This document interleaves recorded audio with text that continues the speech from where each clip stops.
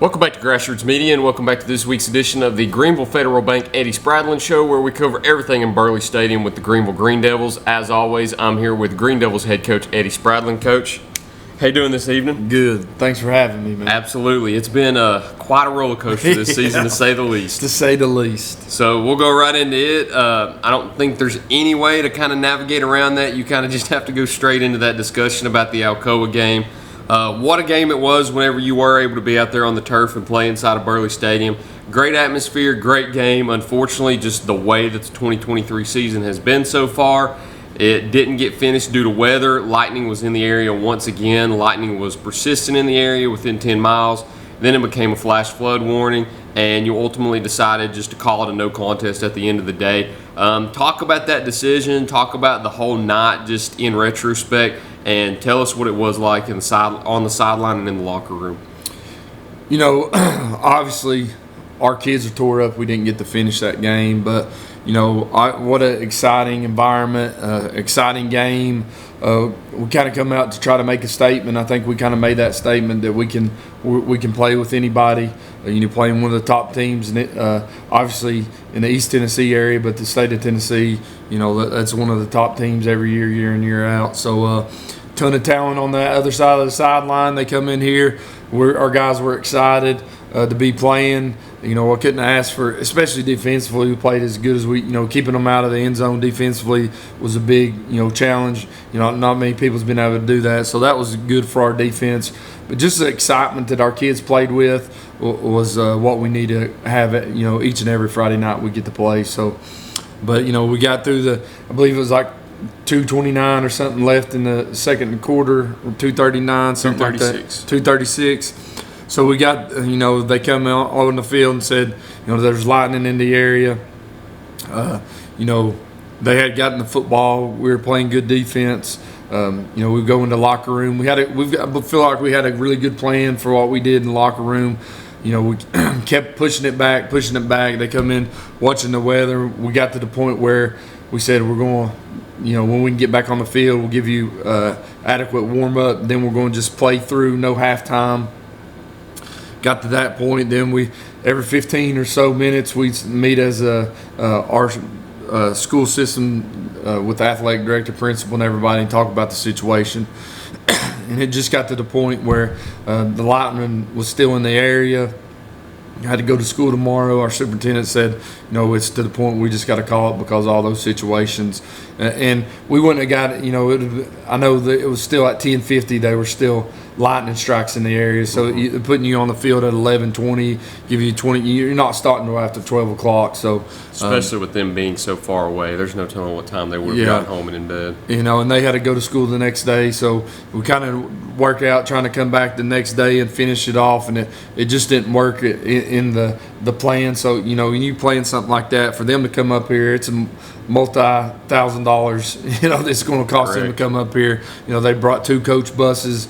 I think we talked about before, you know, those coach buses they're not cheap. You're going to put at least $1,500 plus in each one of those, and having to get that again, it just makes it a tough situation. So they said in the best interest for them, they were just would do a no contest. So it's not what either team wanted, but at the end of the day, I feel like we got better as a football team for playing that level of competition and playing the way that we played on that Thursday night game. It's good to kind of clear the air on that decision too, because I know a lot of people, players, coaches, fans, were all disappointed in the result with it being a no contest and with wanting to finish that game, but with as late as the start time would have been set, the fact that Alcoa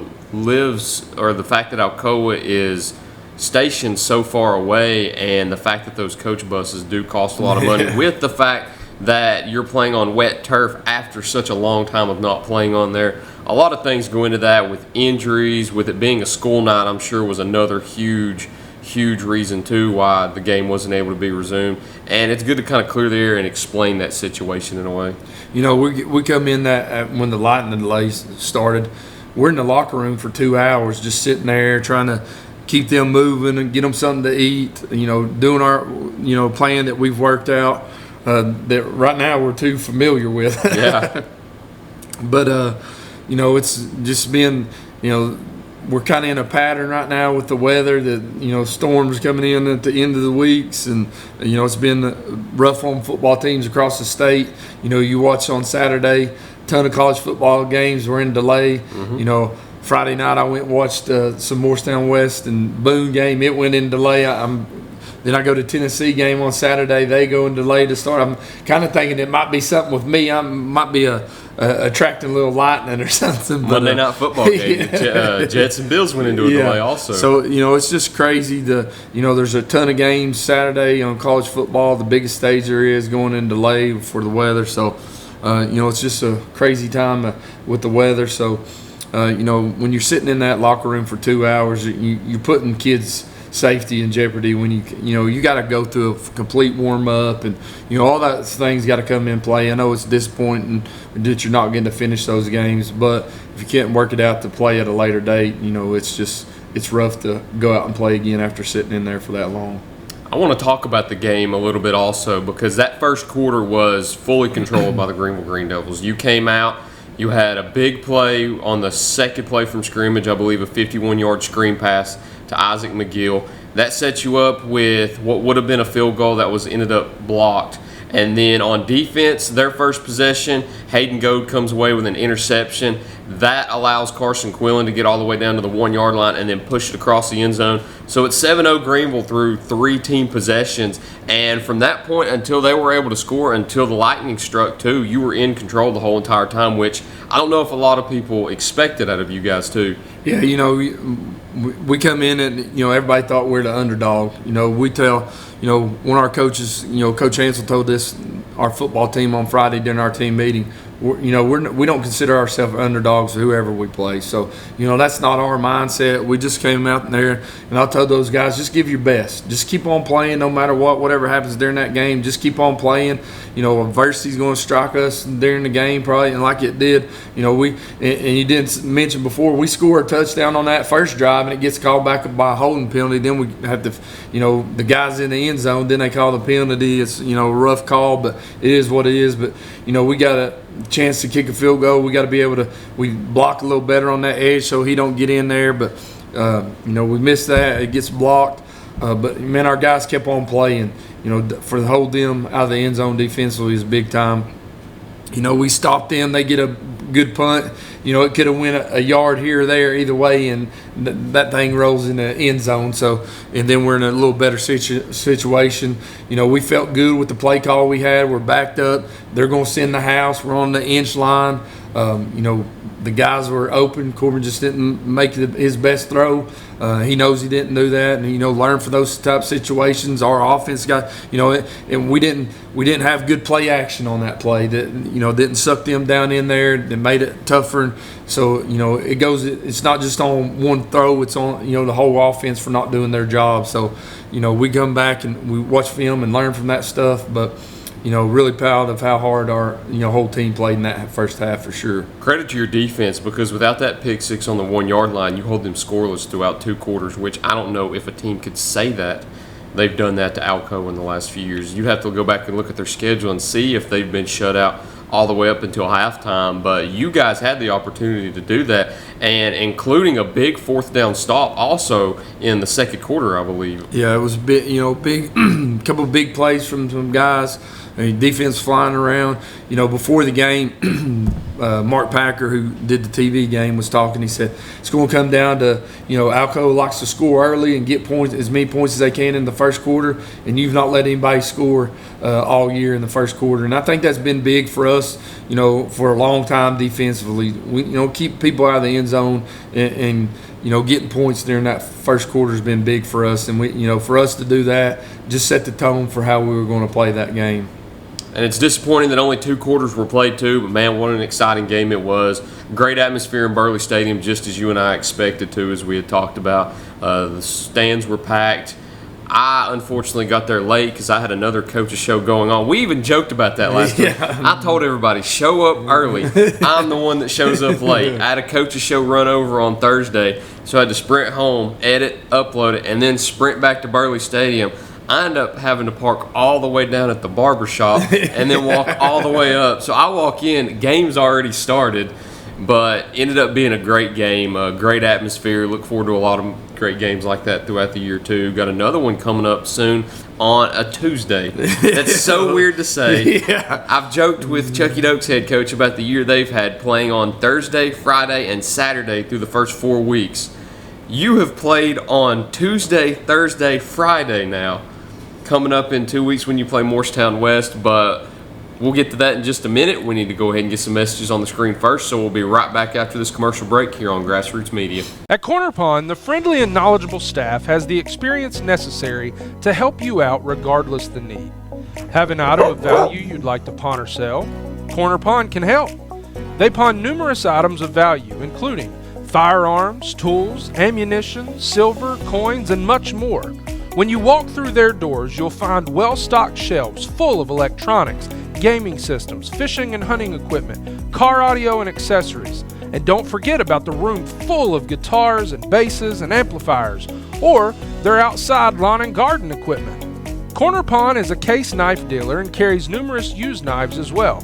Stop by and let the friendly staff at Corner Pond help you today at 432 East Bernard Avenue, Greeneville, Tennessee. Tommy's Plumbing has provided professional plumbing services to the residents of Greeneville, Tennessee for over 30 years. Our experience and reputation have helped us grow our business to add locations in Jonesboro, Tennessee. Tommy's Plumbing is local and family owned, and we offer a full line of plumbing services, such as kitchen faucet, shower faucets, commodes, and bathroom faucets, as well as drain cleaning. We also provide outside plumbing work, such as septic and sewer drain cleanouts, as well as repair and replace. Tommy's Plumbing pretty much does it all. Tommy's Plumbing is licensed, bonded, and insured. Our quality workmanship and passion to provide our clients with expert service is second to none. We guarantee we have the best warranty around. For all your plumbing needs, give Tommy's a call at 638-3662. Welcome back to Grassroots Media, and welcome back to this week's edition of the Greeneville Federal Bank Eddie Spradlen Show, where we cover everything in Burley Stadium with the Green Devils. As always, I'm here with Greeneville head coach Eddie Spradlen. So things still get complicated going down the road a little bit. We talked about that in the latter half. You've got a Tuesday night game coming up, not this week, but next week. It'll be against Morristown West. That game has been shuffled around a little bit. Even weirder, you have 2 games next week. You have Morristown West on Tuesday, Volunteer on Friday. We'll save Volunteer to talk about it on next week's preview, but take us through Saturday morning, evening, and night, because that's when you kind of had to shuffle everything around, with Morristown West game on Friday also getting postponed, and then Saturday not knowing if you were going to be able to play the game, if you were going to have to pick up another opponent. Take us through your whole day on Saturday. You know, Friday night, I went and watched that Boone West game, and you know, I was down there, and went into a lightning delay, and there's really bad storms, heavy rain, and everything. So they called that pretty early, and I was listening to, you know, add the radio and try to find a game, and I picked up the Morristown East versus William Blount game, and on there they said just word in that the game's being postponed. It looks like they're going to move it to next Thursday night. And I was like, you got to be kidding me. Mm-hmm. Well, later on, I get a phone call from Coach Sanders from Morristown West, and I got bad news. We're going to have to move our game till next Thursday night. We couldn't get it worked out for Saturday or Sunday. Didn't want to do it on Monday, so they moved it to Thursday night, and whatever the reason was. And then, you know, so I started getting on the phone, making phone calls, getting on different websites, trying to find games, people looking for games, talked to multiple schools, just nobody interested in getting one. Tried to replace that game and play it on Friday, and then it got to Sundays doing the same thing. And Monday morning start looking, West is open next week, so I had our AD call them and said, listen, we got to get something worked out. And my kid, you know, because of this game being moved that far down the road, your 4 teams are playing 9-game schedules, so we need to do something. So they Coach Woolsey called them. They got it worked out. They said, let's play Monday or Tuesday next week, and they ended up saying we'll go on Tuesday night. So a little Tuesday night football at Burley Stadium. It's weird. But, you know, it is what it is. We're just glad to get a game in. You know, our schedule's been, you know, we've played more or less, Dobbins Bennett, we got 3 quarters in, you got a half in against Alcoa, but it's not full games and not showing up on your record. So we had to get another game in for us and for our kids. And I don't want to cheat those players as hard as they work. We try to get a game in somehow. So it's going to be a busy week, a tough week on us, but I think our guys will be ready for it. One question that I was asking around also is when you start having games taken off your schedule, is there an amount of games that you have to play in order to be playoff eligible? But from my understanding, you just have to complete all of your region games. Yeah, complete those region games is a big thing. So as long as you complete those region games and you're fine, you could play, I guess, a 6-game schedule and be fine for playoff eligibility. One thing I wanted to mention also that we talked about during the break is that this is the first Tuesday night game in Greeneville's history in 92 years. Since 1931, when Greeneville played Malsheim High School, when Malsheim had a high school. So that just tells you how long it's been. I don't know if there's anybody watching this now that was alive for that game, much less remembers it, but it's been a long time since you've had a Tuesday night game in Greeneville. How do you plan on preparing for that type of game too? We've kind of worked our schedule, how we're going to do it. We'll, obviously we'll back it some stuff up. We have a couple practices. We practiced yesterday, just focused on defense. We'll practice today, just focusing on offense. Then we'll get into our game prep. I'm going to give them Saturday off. We'll practice Thursday and Friday this week, but then we'll have Saturday off. We'll come in Sunday evening and do a little stuff. Then we'll have our normal Monday, our walkthrough will be on Monday, and then we'll strike it up and ready to go on Tuesday night. Greeneville and Morristown West has always been a rivalry game. It's always a fun game for the fans, players, and coaches. I don't expect it to be any different going into this year, too. It's going to be a tough physical game. What do you expect to see when you line up against them? Exactly what you said. It's going to be it went down to the last drive last year when we were playing them. Just a physical game. They've got a really big team. They try to win the line of scrimmage on both sides of the football. They do a good job running to the ball. So we're going to have a big challenge on both sides of the ball for us. They got a really good quarterback, some really good running backs. So it's going to be a big challenge. But like you said, it's a game that everybody wants to see. That's why we worked as hard as we could to get them to make sure we're playing that game. This is another game that we need to play to make us a better football team. And it's a game that everybody wants to see played. It's just not going to be on Friday night. That's correct. It's not going to be on Friday night, so some people might miss the game, which is unfortunate. Talk about what you've seen on film from Morristown West also. What do you expect? What formations do you expect them to run on offense and defense? They're going to be very multiple on offense and same thing on defense. They play a 3-front stuff and kind of multiple stuff on defense as well. But they're going to try to line it up, and they want to establish the running game with their O-line and their running backs and a lot of power set stuff, get a tight end, 2 tight ends in there. But it'll be a big challenge for us. But a challenge that we're excited about, and that run game opens up their passing game. The quarterback's a really good player, throws a really good ball, got a really strong arm, so it'll be a big challenge. And as always, too, what are the 3 keys to success you need to carry out in order to come out with a win? A big thing in that one, you gotta limit the turnovers. We can't have turnovers in big games. We had one in the first half against Alcoa. As a result, they got on the scoreboard. If we don't turn the football over, we just play defense. If we got, punt, throw it out of bounds, whatever it is, it gives us a chance to keep playing and not put ourselves in bad situations. But we got to make sure and not have turnovers, and we got to win the line of scrimmage up front. And we got to start fast in a game like this is probably the 3rd key, and that's probably something we've not talked about. It's going to be a long layoff for us. We're going to probably be 10, 11, 12 days since we played our last game after you go back from playing on last Thursday night. So it's going to be a while. So we'll be a little rusty at spots maybe, but we got to come out and start fast against a really good football team. 4th key, weather. Yeah. Need the weather to hold off. Yeah. Please, Mother Nature, allow them to play a full game. It's looking good right now. I think the high next week on next Tuesday's, I think, 80 degrees. So hopefully keep some of that stuff out there. We can deal with the rain. Just keep this lightning out of here. That's correct. You can deal with rain as long as there's no lightning in the area. But the good news is it's about to feel like football weather. Yeah, for sure. We're moving into September now, moving into the middle of September. So as each Friday night goes on, it's going to start to feel like football weather more. The temperature's going to go down and down and down. And soon enough, you're going to be on October, and as soon as you kick the game off, it's going to be nighttime outside. Yeah. Sun's going to already be down. Yeah. It's crazy how you go through the football season. It seems like each game, the sun is at a different spot, which is also correct because the sun starts to go down sooner. But it's always cool to go throughout the football season and start to feel the fall weather more. Got Morristown West coming up on Tuesday, then got Volunteer following that on Friday. It's going to be a weird week for Greeneville. It's been a weird season so far. Hang in there. Hopefully, after you get through next week, hopefully everything can just go smoothly the rest of the season. Hopefully, it can be the same for all of high school football throughout Tennessee. But as always, Coach, it's been a pleasure. Appreciate it, man. For joining me once Go again. Devils! It'll be a 7 o'clock kickoff next 7 o'clock on Tuesday kickoff. as well. All right, so 7 o'clock next Tuesday. So we won't have a show until then. So this will be out 5 days before kickoff. So 7 o'clock here at Burley Stadium. So come out and support the Green Devils on Tuesday night. First time in 92 years. How crazy does that sound?